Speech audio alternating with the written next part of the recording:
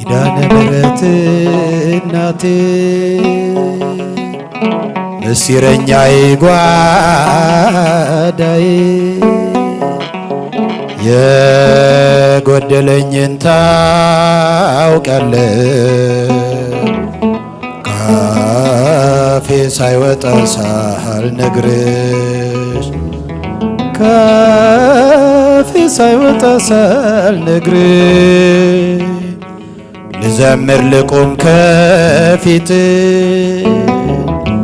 ልምጣ ልንበርከክ ለክብሬ ብርክ ከአገር ከቤቴ ከቶ አልረሳሽም እናቴ ከቶ አልረሳሽም